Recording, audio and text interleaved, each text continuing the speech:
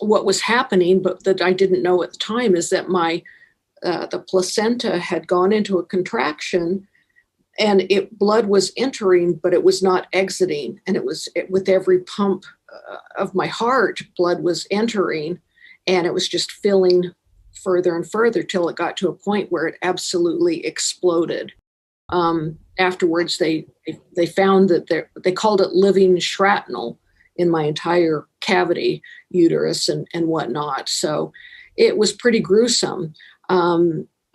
They were calling for, the doctor had just been told that, hey, she's a long way off. Don't worry about it. Roll over. And there were no doctors available in this particular part of the hospital. One had delivered a baby earlier and was on his way home. And it was like, this lady doesn't have time to wait for anybody. So they got an intern that came in with it's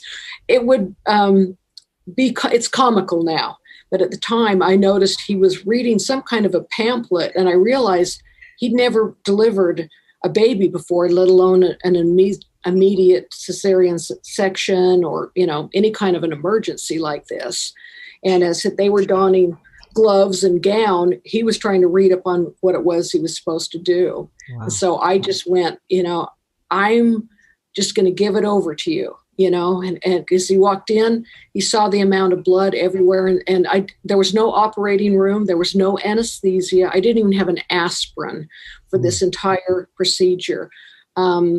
Basically, the hospital staff held me down and cut me from stem to stern.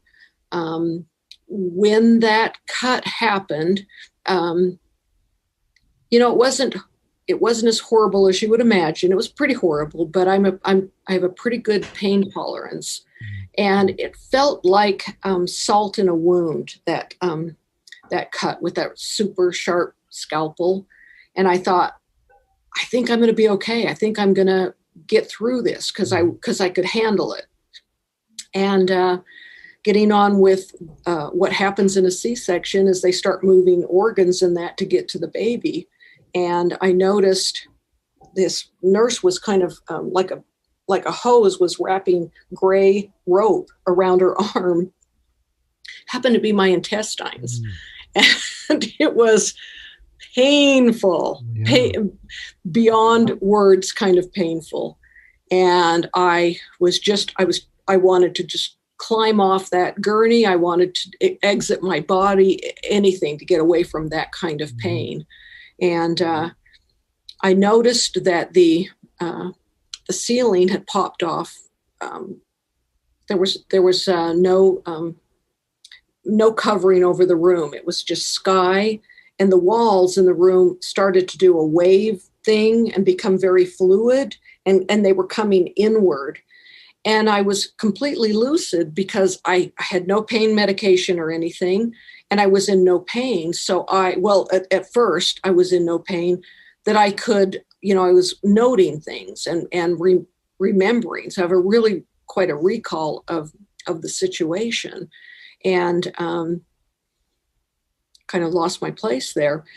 Anyway, as this, I called it a tunnel. I thought, what this is, I think the beginnings of the tunnel that we've heard about in NDEs was the walls coming in. So I was pulling backwards in the room, and the room was getting darker. My hearing was getting much more acute, and I could hear conversations, phones ringing, television sets all over the hospital, basically. And I thought, if I calm myself down, perhaps my heart won't beat as quickly and I won't lose as much blood as quickly. So I was really trying to deal with that immense pain and calm at the same time, which was quite a feat. But I focused on some music that I heard, and the music happened to be the theme song for MASH.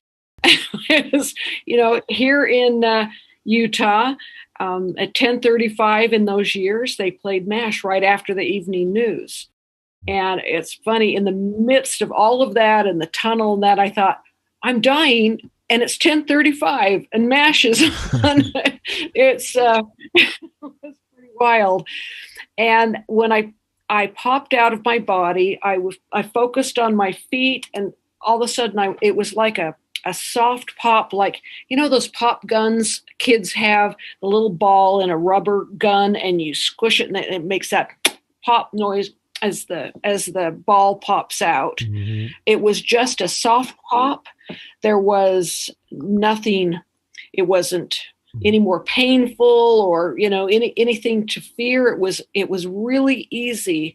And the point I wanted to make to the audience was that it was familiar in a way. It's like it wasn't like a mystery, like I had done this before. And I was very comfortable going, oh, there's my body. Now, the scene below me was completely gruesome. It looked like a war zone in there. And I, the activity of trying to work on myself and my young daughter, it turned out to be a girl. And I left because they were trying to revive her. She had drowned in my blood in the uterus, and they were trying to revive her, and it was just too much. And I thought, I was calm and peaceful above this, what was going on below, and I just kind of floated out of the room and left that scene behind. And it wasn't even unusual that I knew how to float. It's like I was navigating walls and all kinds of things. I went into the waiting room and I saw my then husband with a clipboard and, diligently filling out paperwork, insurance cards, driver's license, all of that stuff for the hospital. And I paused for a moment over near him and just thought, he has no idea what's happening. It's only been under 5 minutes of this entire event. And so he didn't have an inkling of what was happening behind the wall. And after I spent a few moments, I just felt really bad for my family and what they were going to be going through, what they were all going to face. I continued searching for the music, and I ended up floating down the hospital hallway. And I ended up in a man's room in a hospital bed, and he was watching MASH, and I had found where the music had come from. And I just was kind of near his bed, and he didn't notice that I was there. After a few moments, I thought, he doesn't have a clue I'm here. I must be dead. And as soon as I thought that, I was in an entirely different place. I was in this absolute perfect darkness. It was so black I could not see my hand in front of my face. I was not afraid. It was not negative. It was a loving, it was alive. It knew me intimately, and it held me like cradling a baby. And I was as comforted and as peaceful in this wonderful place of absolute everything and absolutely nothing all at the same time. It was so vast, and yet my place in it was in just this wonderful little cuddle snuggle, and I was so happy to be there. And that is what I took from my near-death experience.